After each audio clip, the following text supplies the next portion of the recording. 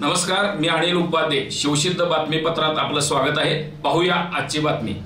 बातमी आहे पेठवडगाव मधून.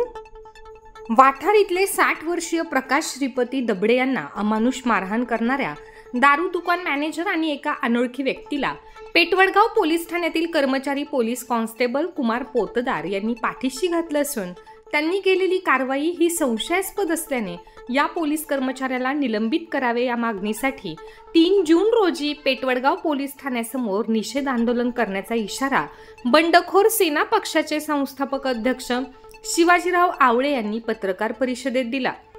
याबाबत अधिक माहिती अशी की हातकणंगले तालुक्यातील वाठार इथल्या एका देशी दारू दुकानांमध्ये वाठार इथले 60 वर्षीय प्रकाश श्रीपती दबडे हे सफाई कामगार म्हणून काम करतात.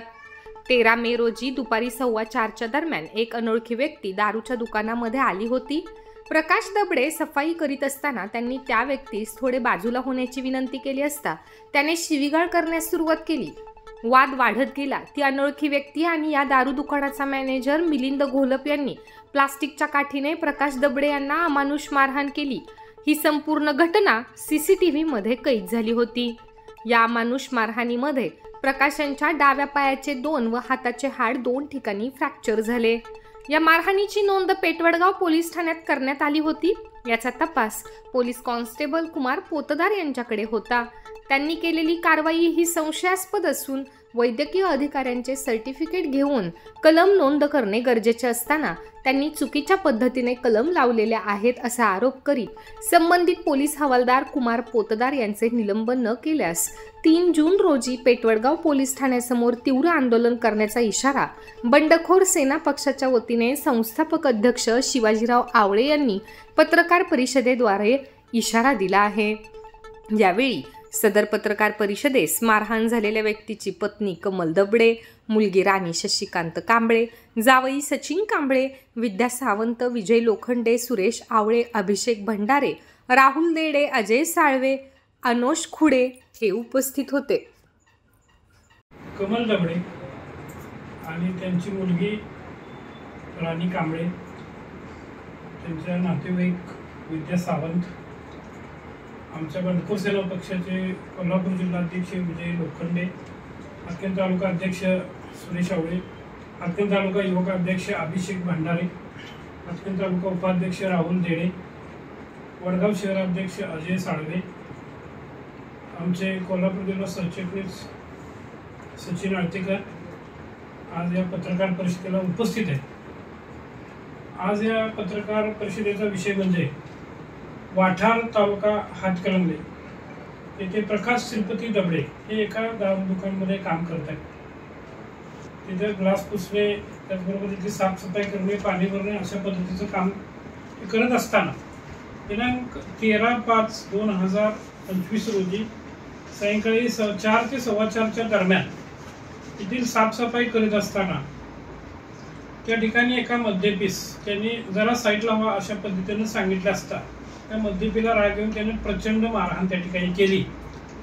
आणि ती मारहाण करताना त्या ठिकाणी तिथले मॅनेजर बघत होते. त्या मॅनेजरचं नाव मिलिंद घोलप. पण त्यांनी नंतर सोडवण्यासाठी ते मॅनेजर आले आणि पुन्हा मॅनेजरने देखील बाहेर नेऊन त्यांना मारहाण केली. या दोघांच्या मारहाणीमध्ये प्रकाश श्रीपती दबडे यांचा डावा पाय आणि डावा हात फ्रॅक्चर झालेला आहे आणि त्यांना ऑपरेशन करायला लागणार आहे असं CPRच्या डॉक्टरांनी सांगितलेलं आहे. ही घटना 13 तारखेला घडली. 19 तारखेला त्याच्या संदर्भात वडगाव पोलीस स्टेशनमध्ये विद्या सावंत त्यांचे सर्व नातेवाईक त्या पेशंटला घेऊन गेले. अतिशय वाईट अवस्थेमध्ये पेशंट होता.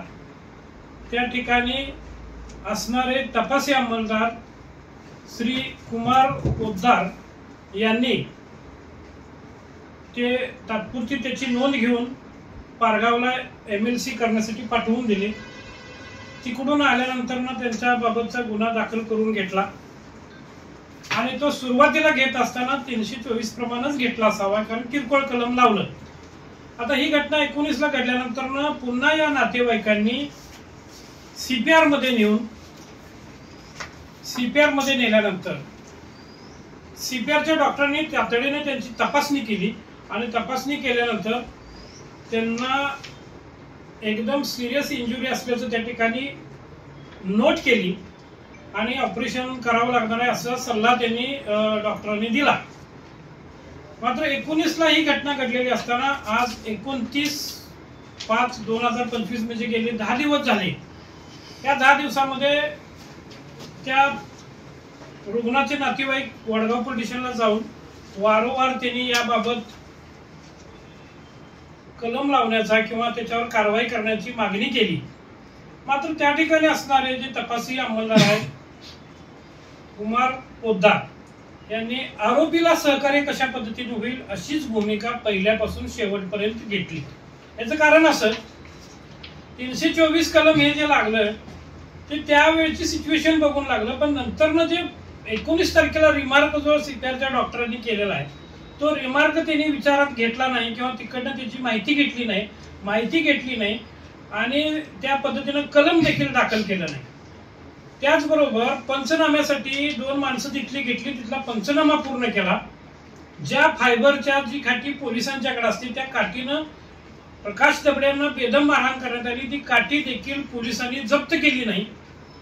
आणि असं असताना आम्ही जेव्हा म्हटलं की ती पंचनामा झालाय तर मग ती काठी कुठं आहे, ती जप्त केली का, हा विषय विचारल्यानंतर सदर कुमार पोद्दार यांनी उडवाउडीची उत्तर दिली आणि प्रकरण दाबण्याचा प्रयत्न केलेला आहे. दुसरी महत्वाची गोष्ट सीसीटीव्ही फुटेज बद्दल जर बोलायचं झालं तर सीसीटीव्ही फुटेज 1 मिनिट 39